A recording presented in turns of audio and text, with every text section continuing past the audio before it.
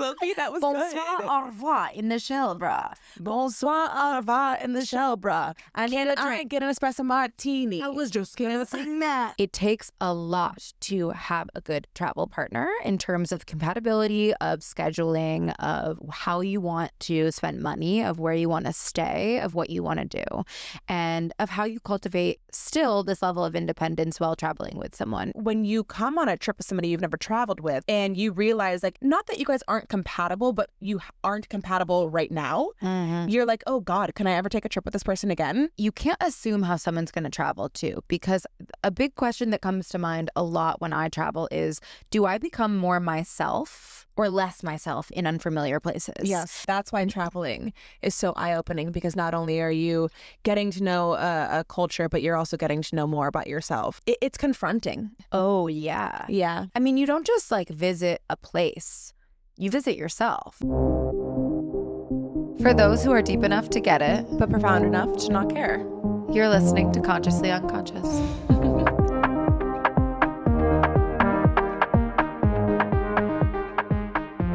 Action. I was going to say action. Pousser, pousser, pousser, Pousse, pousse, pousse. échanger. Hey now, hey now. Amanda's been singing this all day, like on the streets. And Have you noticed? what do you mean, have I noticed?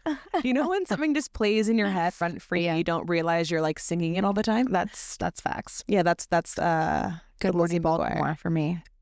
And That Lizzie. tracks. Is my shirt taller than yours? Should I No. come down a little? Oh yeah, I forgot you don't like being tall. I don't have a... Oh, ready? Here I come. That's so good. Does that feel better for you? You hate being tall. No, Yeah. I don't hate it. I just feel more myself when I'm smaller. When you're teeny, teeny. When I'm 5-1. Welcome back, guys. Welcome back to the south of France, and I'm in a shell bra. And it's the only place that I'll be wearing it ever, is the south of France. Say, Jess has been trying to... not a smoke machine as I speak. and cue the fog. Jessa has been trying to wear this shell bra this whole time. Mm-hmm. And tonight is the last night that we're together. And so she had to whip it out. And that's on period. And that's on her. Yeah, no, that was something that the 18-year-olds were saying the whole time. Purr. What does purr mean? Slay. Slay? Purr. We as later Gen Zers say slay. Yeah. They say purr. That is totally going to become a millennial, like, ism of us. Slay. Slay. And they're all saying purr and on to bigger and better things. On to bigger and better things. Yeah. Is what they say about what?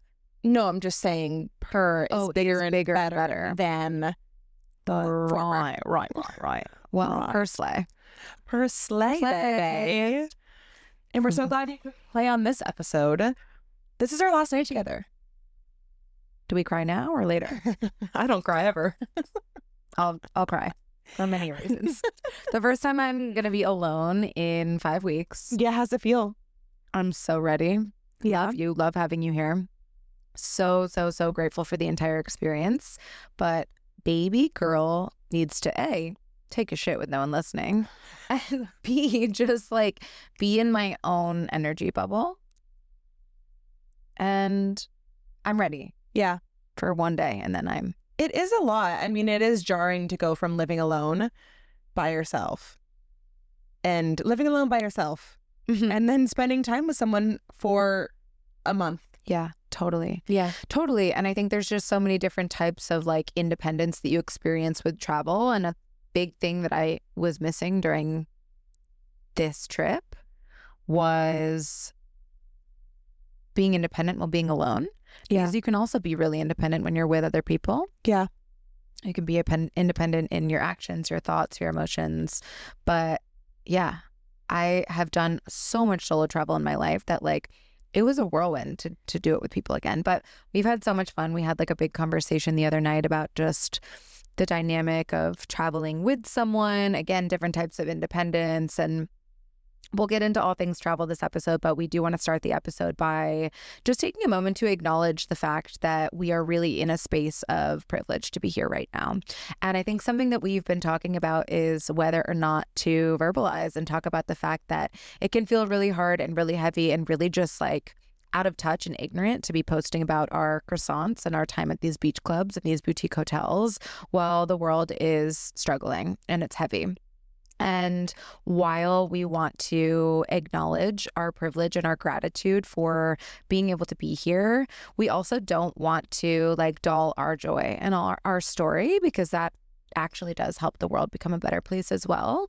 But just a reminder to surface conversations about how the state of the world is making you feel, especially as foreigners in different countries, especially as tourists and travelers, and as people who have access to, you know, taking flights instead of fleeing their home countries. That's something that is in conversation and is something that is definitely affecting the way that we see the world, and this idea of cultural mirroring that we're going to talk about, and this idea of like learning from the environments that you're in while also acknowledging, like, it's almost this concept that the awareness of these things helps make everything deeper, not darker. Yeah.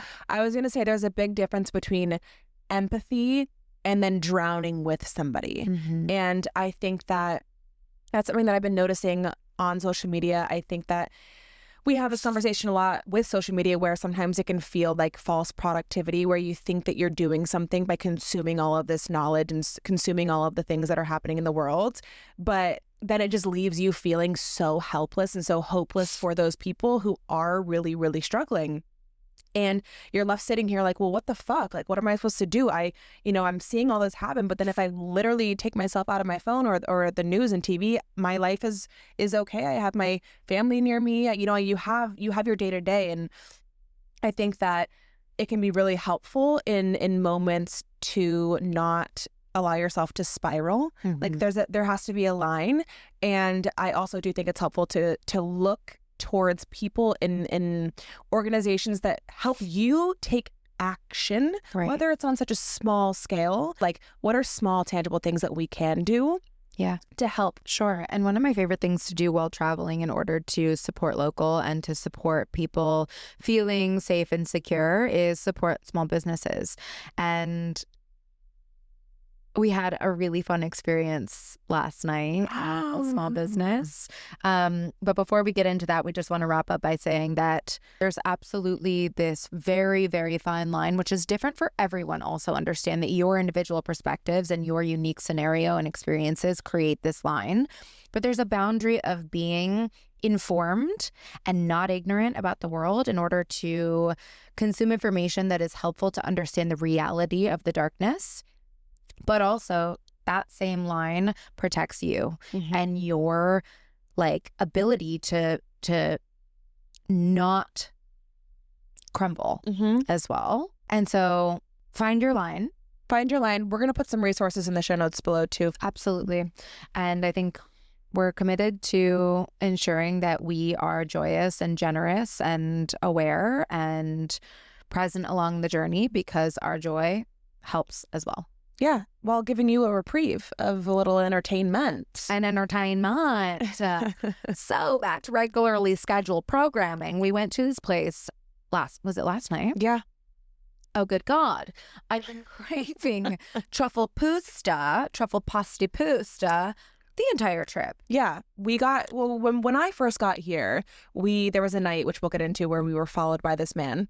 Oh, we'll get to it. We'll get into it. But after that night, Jessa was like, okay, guys, we need to have a safe word for whenever this happens again. And there's a man who is making us feel uncomfortable. We need a safe word. Truffle pasta on the brain. Was truffle pasta. So now it's all making sense that you were craving truffle pasta. I've been thinking about it day in and day out.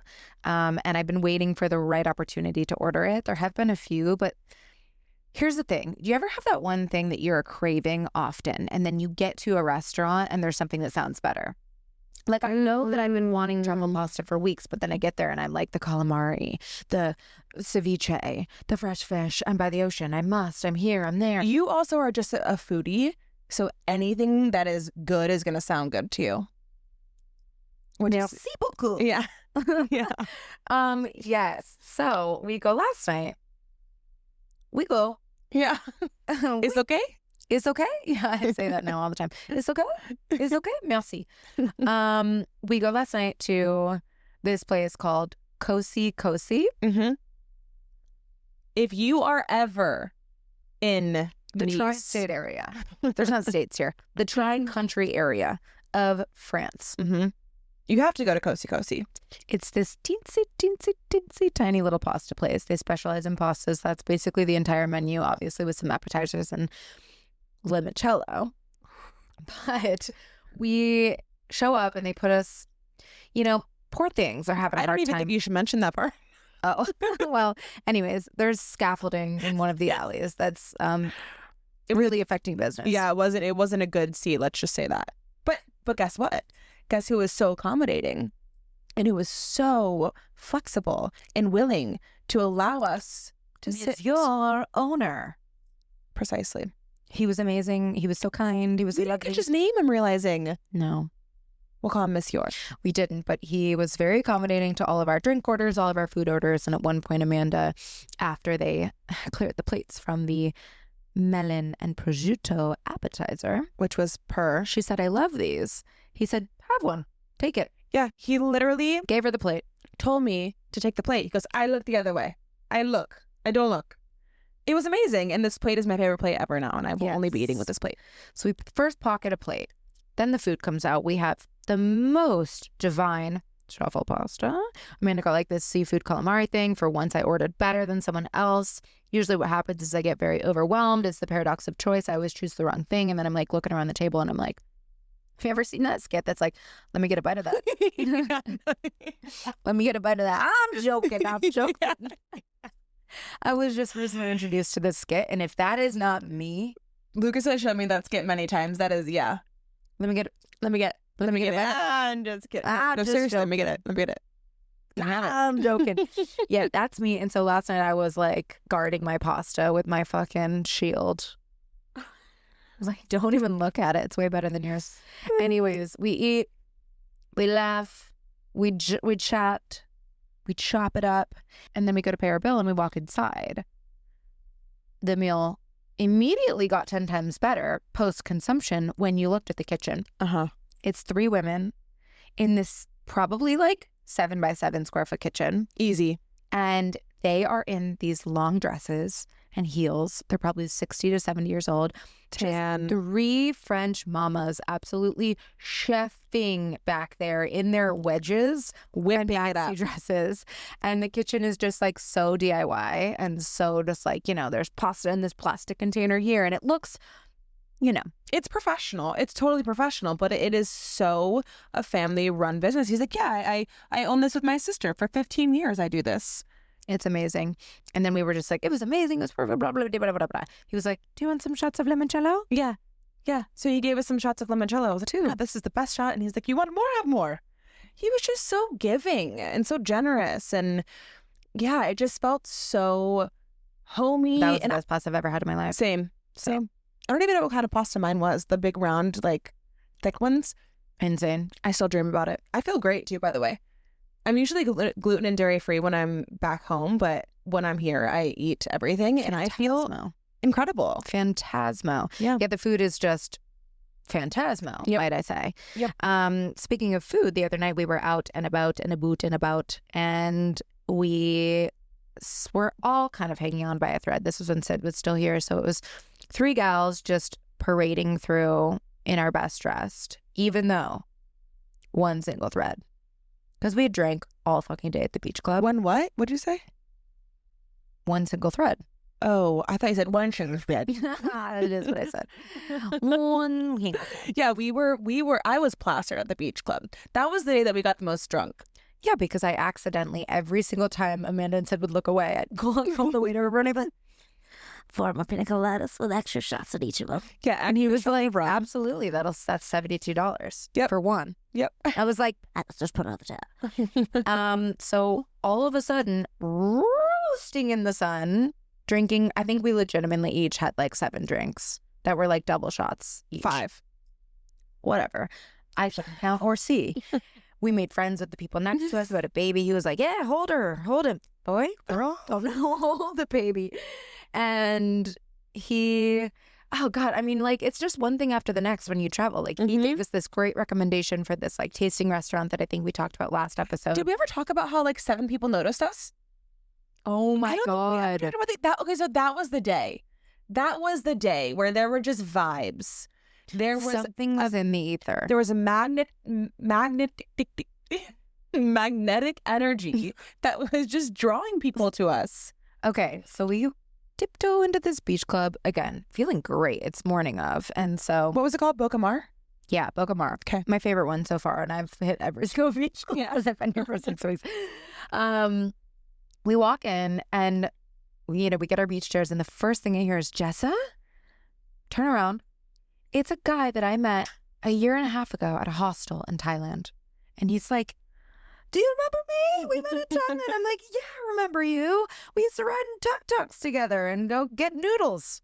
And that was funny. He's French. So it made sense that he was like back here doing seasonal work. So that was crazy because it was just like, oh my God, world is so small. Haha. We sit down. Amanda and Sid go to change into their bathing suits in the bathroom. And I hear, Jessa? And I'm like, you've got to be joking me. Kid who used to take my class at True Fusion. Just sitting in the front row of the beach club. He's like, I thought that was you. I was like, I didn't think it would be you, but hello. And then he brought us some glasses of rosé. Stand up guy. Yep. I had to say, I'm not going to be having lunch with you. Yeah. Yeah. He was classy. Yeah, it was the 6th time he asked me out, and he's finally gotten the hint. Class. He also moved his flight. If you're listening, we love you, but we also have to just divulge this information. He comes to Jessa and he's like, oh my God, she's here. Totally thought like this was his moment. Mind you, there have been about 5 or 6 other moments at the yoga studio that I've been like, can't, good, taken, all set. Yep. And he finds out that she's here, and he's like, yeah, I'm actually leaving today. And then he goes and sits back. An hour. He goes and sits back down. And then he comes up to us again. He's like, ladies, do you guys want to join me for lunch? Like, I switched my flight. I changed my flight. And we're like, oh, shit. Yeah. Amanda and Sid were team, like, let's have lunch with him. And I was like, we're going to get a free meal out of it. But Jessica didn't have a dinner. I said you guys could have gone. No, you did not. I said that. In your head? Out loud. I would have gone. I didn't hear that. Whatever. I didn't hear that. Regardless, instead, we paid $700 for the beach club. We did. And then this other guy came up and goes, Amanda? Oh, is that you? And I was like, oh my God. And I met this guy, shout out Blind Tiger, my friend Anna, who owns Hooch Booch and Corpse Survivor. She owns a space in Denver called Blind Tiger, and we go there often. And I met him and his wife there last year. He's like, oh my God, I'm here for a wedding. We extended our stay, so we're here for 3 days. You know, we're leaving in a couple days. We were out last night drinking and having cigarettes. I'm like, I feel so hungover, but like, oh my God, crazy. This is so crazy to see you. It was, and mind you, this was in one place. Within a span of 30 minutes. Yep. So energetically, we were attracting something. Yeah. The day goes on. You know, we make friends with the young couple next to us that has the baby. He's setting us up with these reservations at this restaurant that is friend zoned and blah, blah, blah, blah, blah. It's a whole fucking thing. We leave. We come home. We obviously crash out. Yep. We should have just kept going. We should have just kept going. Honestly everyone's biggest regret. It's the largest rule of thumb. Don't stop. Don't stop when you're having fun. Yeah. Seriously. And so then we're hanging out by a thread. We go to this Mediterranean restaurant. We're just like all sitting there. We're like, we'll have a water and an espresso. And then I randomly ordered this weird watermelon soup. It was crazy. Forgot about that. Jess has been obsessed with watermelon this whole trip. Any watermelon salad you're getting. I'm always obsessed with watermelon, but yeah, I guess it's really prevalent. It is. I see this man. I'm facing the street and the girls are facing in. And I see this man like pacing back and forth. And you know what? I will say, from far away, dressed nicely, yeah, young, attractive man. Totally. But I see him like pacing back and forth and he's eyeballing the fuck out of me. And I'm just like, God. Then I see him ask the waiter next to us if he can sit at the table next to us. He's like pointing at the table and he like rushes and like sits down. Took him nearly 5 seconds. And the tables in Europe, when you're sitting on the street, you're on top of each other. So close. Hello, girls.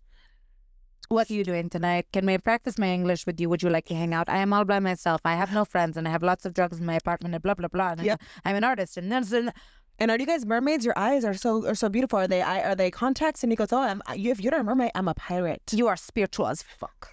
Yeah. I can tell. At one point, he turned to Sid when Jess was in the bathroom and goes, you're just spiritual as fuck.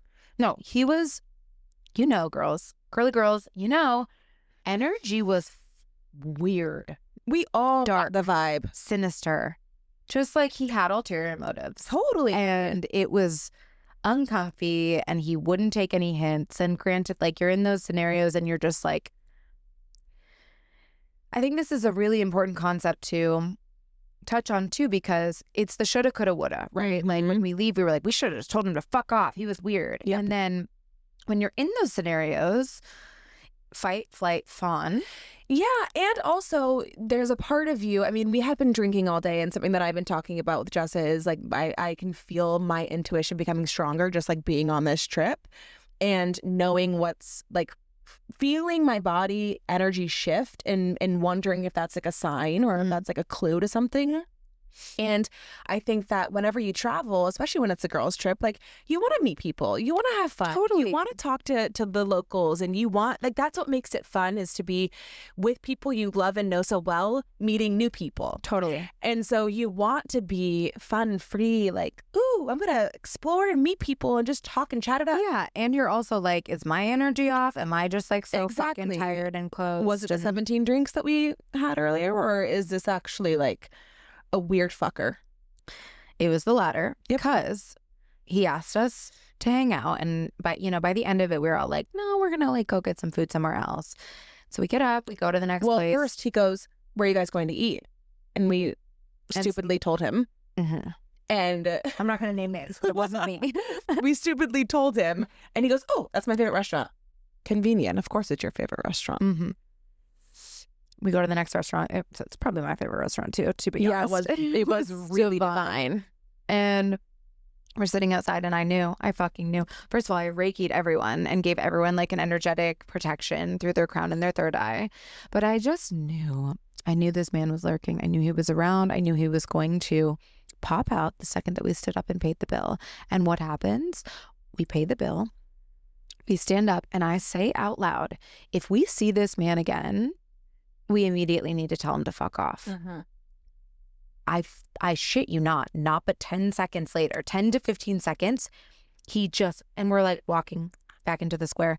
I go, oh God. He pops out and beelines towards us and is just like, "Why you guys want to hang out?" I got the MDMA in my apartment. You don't want to come? No. And so we all just like left him off, and we're like, no. And then we were heads on a swivel trying to make sure that he wasn't following us. And like, just a reminder, stay vigilant, stay aware, and make a safe word with your girls. Because then after that, we were like, okay, if anyone else weirds us out, we're saying, oh man, truffle pasta sounds so good right now. Yep. Like, just make sure that you're trusting the vibes of everyone in the group, because if one person's feeling it, probably everyone else is. Facts. But honestly, otherwise, we haven't really run into any weird scenarios. No. And then after that, I was really glad to get the fuck out of Nice and not be in the vicinity of this man, because then we went to Antibes. Yeah, shouldn't have done that. Okay. Something that I think with this trip, we've done a lot of learning. I've done a lot of learning on like how I need to travel. And if we want to do the south of France, how we need to travel as well. Because we stayed in Nice for a couple days, then went to Antibes for a couple days, and then came back to Nice. And wrong move. You stay in Nice and you take the train day trips. Yes. It's so easy. 20 to 40 minutes anywhere you want to go. Saint-Tropez, Monaco, Antibes, Cannes, doesn't matter. You jump on the train. It's so easy. Couple of euros. You don't even need to buy a ticket most of the time. Yep. Anyways, especially when all of a sudden I have doubled the luggage because I made Amanda bring me a second bag. Amanda shows up with The large how do you suitcase. say A massive bag. excess? It's been helpful. Definitely access. I have more than like 5 things. Another massive travel tip that everyone always says and no one listens to. Yeah. Just don't fucking pack anything. Literally don't pack anything because if you're me, you would buy everything. You accumulate. Accumulate. And You also like, you just wear nothing. First of all, it's hot as Satan's asshole down here. Yeah, I brought 2 jackets and I'm regretting it. Jackets? Yeah. You haven't seen them because they're in the bottom of my fucking bag. Right. Anyways, it's a little bit inconvenient to bring your bags everywhere you go. So we went down to Antibes. Beautiful. You should go to Antibes, but don't bring your shit. Mm-hmm. Did that. Lovely. Lots of gelato. I've been absolutely pounding pistachio gelato. Yep. And then we came back here and we did some other day trip. It's just, here's the point of it all. The point of it all, though, was the trip back from Antibes here. That was a fucking shit show. Yeah, you were really angry. I was just really upset at myself because in any trip that I've taken as an adult has been with Lucas, and he is type A planning. We've mentioned it on a few podcasts before because we went to LA together, and the itinerary coming out of this man was insane, and he just likes to plan. And so I have learned it's smarter for me to take the backseat, kick my feet up, be a passenger princess. And so going into this trip, I was like, you know what? Like, I'm just going to see. I'm going to kick my feet up. I'm going to kick my feet up like I always do and just go with the flow and see, figure it out when I get there. Shouldn't have done that. Well, I think we also discussed over our lovely tagliatelle dinner that we both just were incongruent in what we thought this trip was going to look like. And it was a really honest and raw conversation because I'm at the tail end of moving city to city every 2 to 3 days for 4 weeks. And so when I got here, I was like, I'm decision fatigued as fuck. I want to lay on a beach and do absolutely nothing. I can't even breathe. I have no money. And I had taken a front seat in terms of decision making, which is not usually like me in terms of the way that I travel. I'm someone who shows up, no bookings, no plans, no nothing, figure it out as you go. And this previous trip was one of the first times that like I was the reservation booker, I was the direction mapper, I was the this, we're doing this, we're going here, this train, this time. I mean, it's a lot, right? And so when we got here, I think I tried to verbalize like, man, I don't want to fucking do nothing. Yeah. So we were just on different pages about what we wanted the trip to look like because we hadn't really talked before. Yeah. So Amanda was ready on her high horse, ready to go explore day trips, this, that. And I was like, I need to be comatose on a beach. Yeah. And it wasn't until you're leaving that we figured it out. But I think that's a really great transition into the concept of traveling with other people. It takes a lot to have a good travel partner in terms of compatibility, of scheduling, of how you want to spend money, of where you want to stay, of what you want to do, and of how you cultivate still this level of independence while traveling with someone. And I think a really tangible piece of advice is have a full-blown discussion with your partner that you travel with before you even get on the plane of, here's my ideal scenario of what I want the trip to look like. Here's my ideal budget. Here's kind of the places that I'm going to want to be eating. Here's the way that I want to spend my day.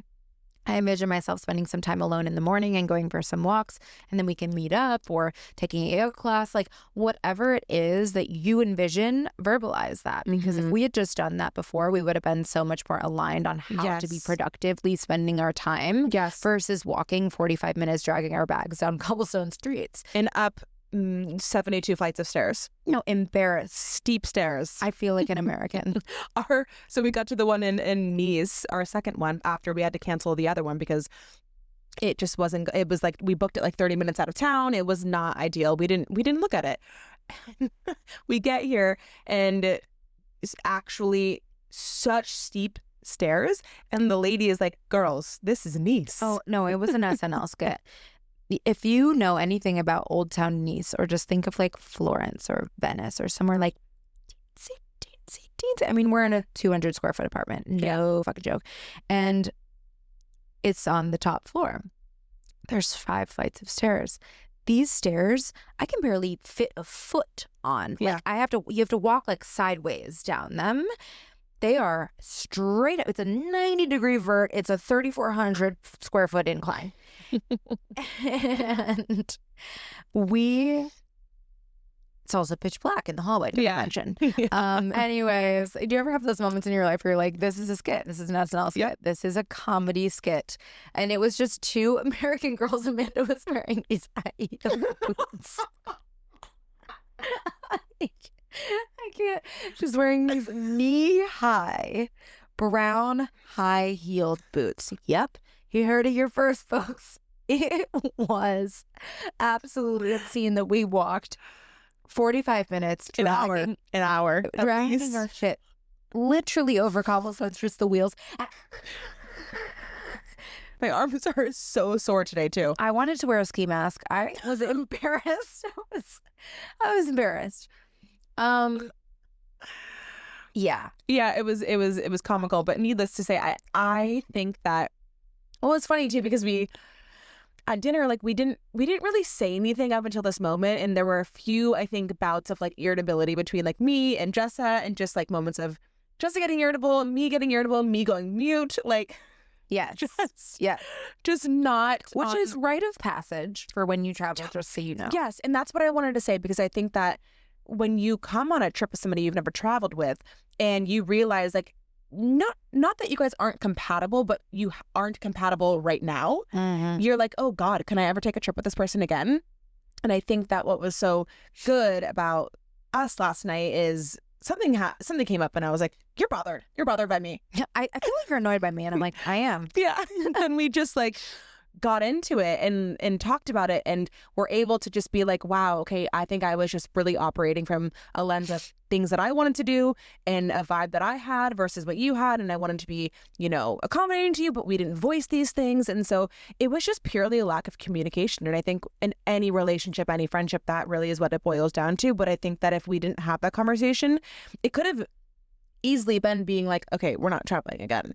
But because we've had this conversation, and we were able to say, oh, okay, it was just really not prioritized. Yeah. That was what made it us be able to like kind of work through it. But if I could do something different, and I think any trip that I go into now, what I would recommend and what I'm going to do is to have like me and you make complete separate itineraries. Sure.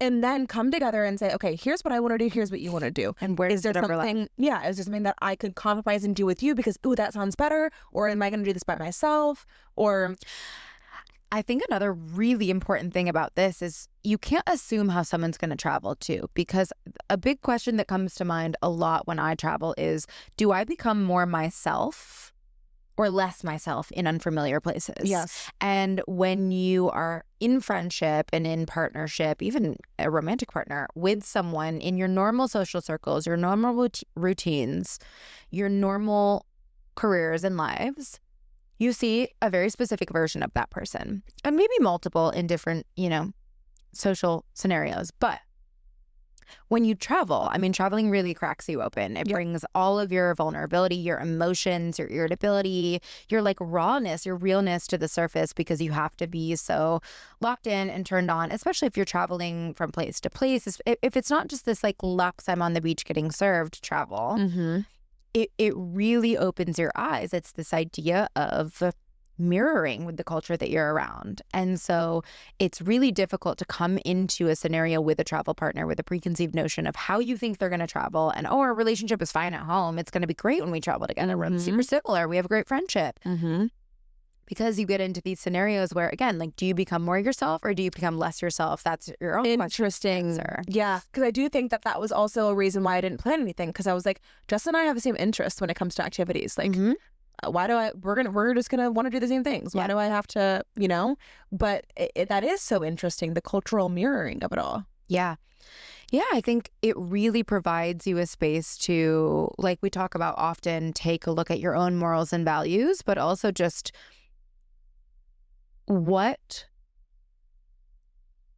parts of yourself are you really comfortable or uncomfortable with when you are out of your own comfortable circle, routine, path. Yeah. And that's why traveling is so eye-opening, because not only are you getting to know a culture, but you're also getting to know more about yourself. And I think that it's confronting. It's super confronting. Oh, yeah. Yeah. Yeah. I mean, you don't just like visit a place, you visit yourself. Yes. And people forget that. Yeah. People sleep on that. Okay, I have a question for you that I wrote down that I'm trying to find. Okay. I love questions. And I got a question. Okay, it's this idea which I feel a lot. It's this idea of kind of like being in the in-between. So like cultural identity, how you fit into a place. So when you feel like you're not a tourist, but you're not a local, who are you? When I feel like I'm not a tourist. You're not a tourist, but you're not a local. So maybe someone who like stays longer in a specific place, or it doesn't feel like you're just like doing all the touristy things. You're learning, you're respecting culture. You're like kind of integrating in a way, but you're not a local, but you're really trying to not be a tourist. The first word that came to me was a journalist. Because I think that I was saying this earlier, I find myself wanting to observe and kind of like being more quiet than I usually am at home. I think because I'm so used to my routines and I like know my place.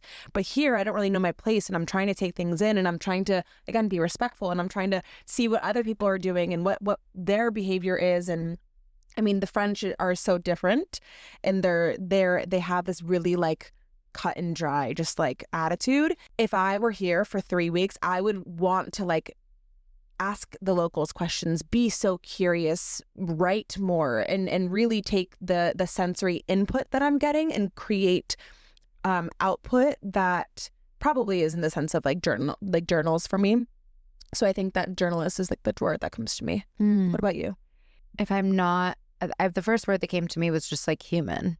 If I'm not a tourist and I'm not a local, I'm just another human. I'm just like another being that is there, aware, present, tasting, smelling, sensationally experiencing. And when I say like not a tourist, what I mean by that is someone who's really making an effort to not treat a place like you're just visiting it like it's below you. Not that tourists treat things as below you, but like everyone knows the tourist traps and the things that are trendy and the things that are number one cool things to do in France. Like, yeah, it just feels like it's like a surface level culture that they're interacting with versus like the deep culture. And that's kind of like the in-between I'm talking about, is that when you stay in a place for a longer amount of time, you do get that option to really connect if you want to, but you're not a local, but you're beyond a tourist. And so what that brings me to is just like this level of that red string theory of like just also being human, who's just living and experiencing and eating and feeling the sun and just like being. Because I think that's something that the first thing that we talked about when I got here was like, can you believe that people just exist here? People are just born here. They're just born here, and they're going about their day. And while I'm back in Colorado, people are still here waking up and doing their jobs and doing whatever and just interacting. Like, it is crazy to know that when you're even our waiter yesterday, or server yesterday at the beach club that we were at, was just so human. Like, it's crazy, because I think when you go to a new place that you haven't been, you feel like there might be this cultural barrier or this language barrier.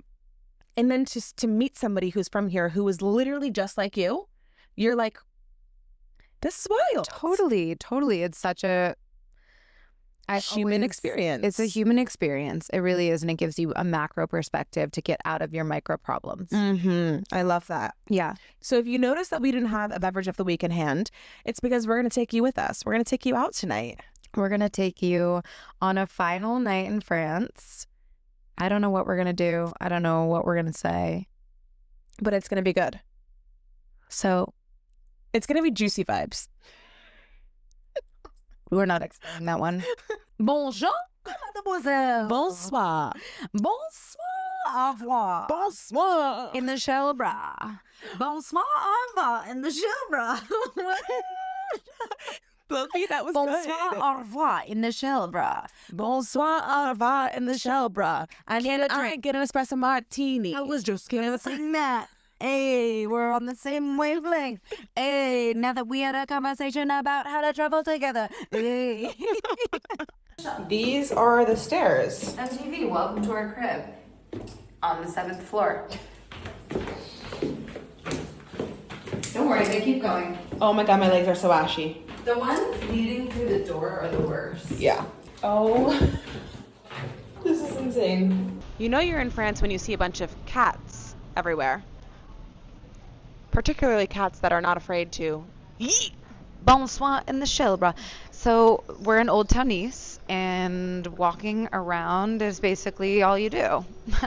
Just kidding. We're finding a place for drinks and food, but these teensy-tiny little streets, like every direction you turn, alleyway, gelateria, seafooderia. Because I also wanted like spiritual coaching and healing, and she was saying, yeah, no, go for it. And it's a communal lighter at this point. Denver, Colorado. Yeah. Hi. Yes, we like her. We'll keep her. I love it. Wait, you actually don't know her, though? Are you from here? Yeah. We're sitting here. We're here, obviously, in France. And the question is, you know you're in France when? So what are cultural characteristics to knowing if some alien just woke up, how would they know they're in France? Hi, it's talking here in Nice. We are in live 999999 and French people. I know when they are French, when they are really annoying guys. They can be fucking rude, but don't judge them. Don't judge them. You guys don't like to people please. Like as Americans, we're always like people pleasing. We're fake. We're. I don't think you are fake. What are some typical like American stereotypes that maybe French people have of Americans? Well, You can be unfiltered. Yeah, like you said, like super nice straight away, and then we are more like waiting. I don't know. We will not say like hi and hug someone straight away. She will. Yeah, she will. Yeah, she will. Yeah, you see, you know. I don't know. It's She's proving all the stereotypes but you're right. wrong. There's a huge difference with American and French. But Do you think that we're fat? Do you think that we're obese? Do you think that the American dream is real of like going to the US and like making money and making this dream life, like the white picket fence and the house and the success? Like, is that real? Do people really feel like they have to move for that? I think it used to be, but to be honest, it's not. Yeah. It's not now. Now, no.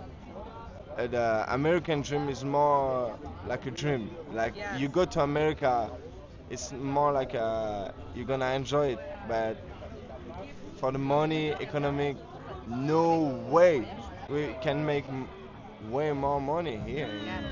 We talk all the time about the concept of wealth and like wealth being so beyond financial. In America, there's this concept of like wealth is money. But when we travel to Europe, we see wealth in time outside, time with your friends, time in the square, time like just doing things that like you live. We in America live to work. Here you work to live. We live to live in France. We make money to live, but it's not the original concept. When you wake up in the morning, you have to enjoy your life. If you make money, it's good, but you can enjoy your life. Like, I mean, we don't wake up to make money and. Do you believe in reincarnation? Yes. He said yes. Okay, perfect. Yes, we're just floating through the ether.